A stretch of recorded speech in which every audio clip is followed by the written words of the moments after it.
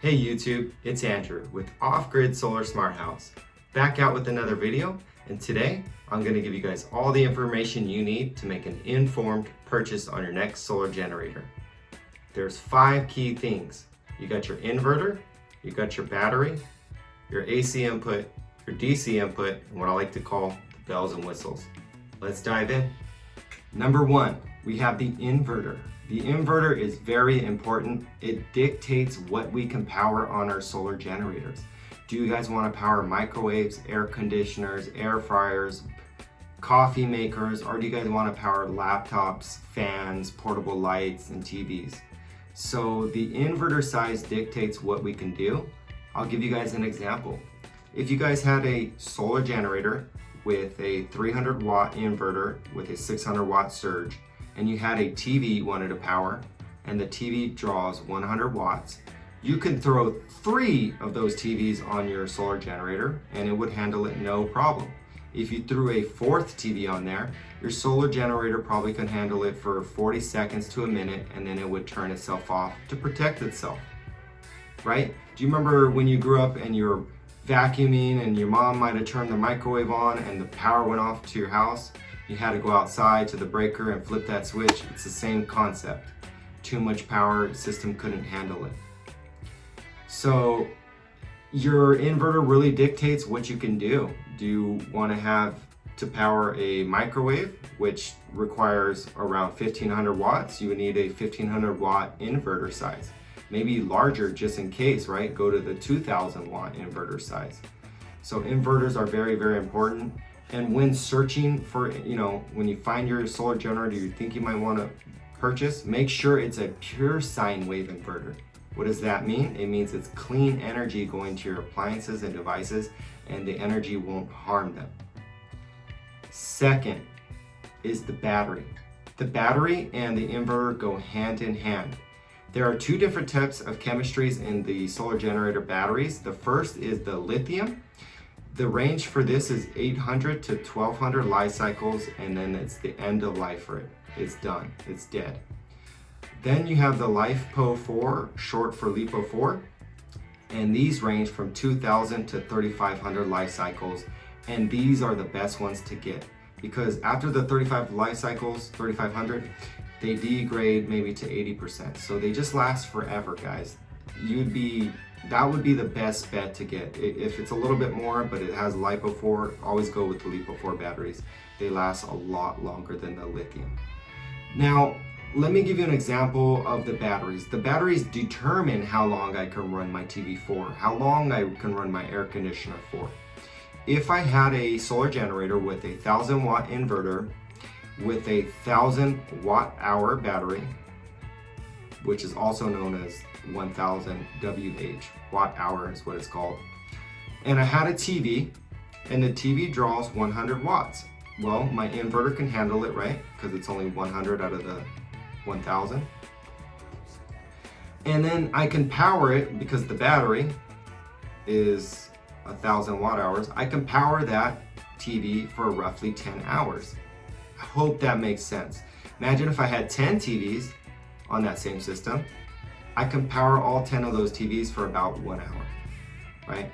So your battery size really matters too, because what do you want to do? Do you want to power a air conditioner? Well, if you had a 1000 watt hour battery and you somehow, your inverter size was 1000 watts and you had maybe a small little window one and the window drew 500 watts of power, maybe you can only power off of that solar generator for 2 hours.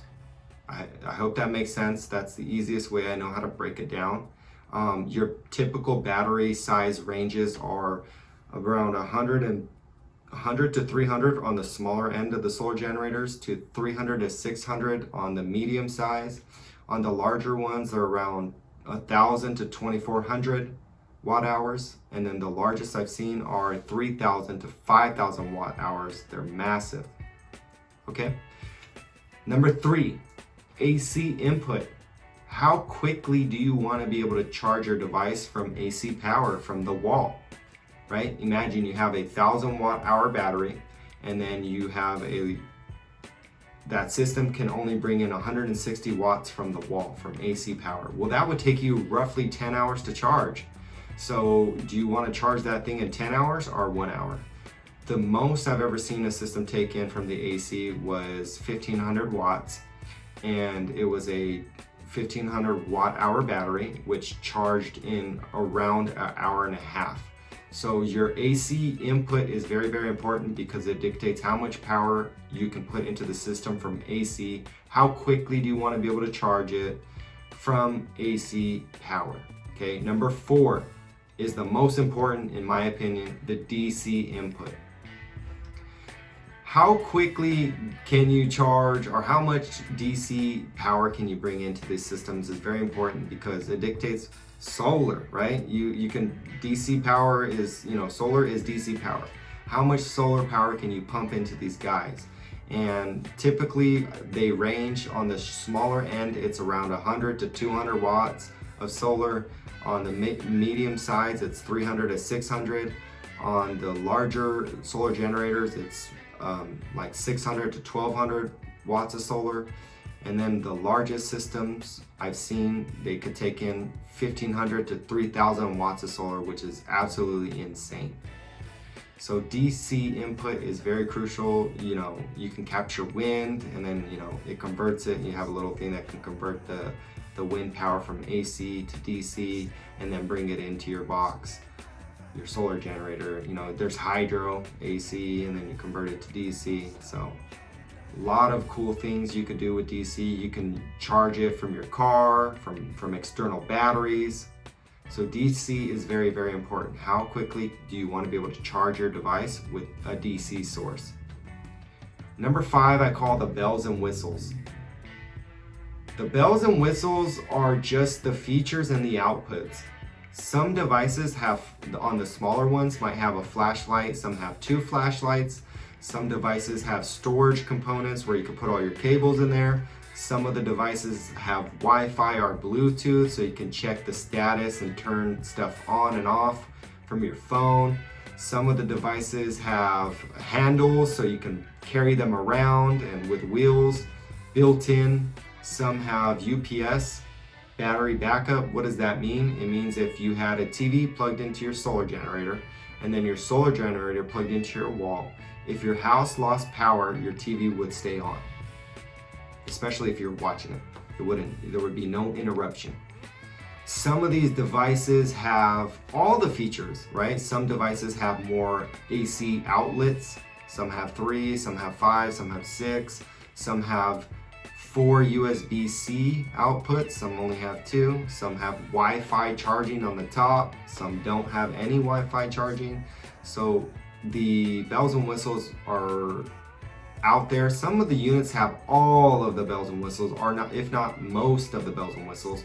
So just make sure you make the right pick, because if you need to power 4 laptops and you use the USB-C 100 watt output, DC output to your laptop, if you need 4 of those, but you found a device that only has 2, do you really want that one? So just make sure that the device fits your needs.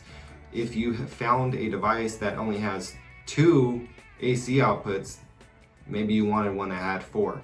Also, some of the devices have RV breakers, 30 amp, 50 amp. There's just so many bells and whistles and features out there, guys.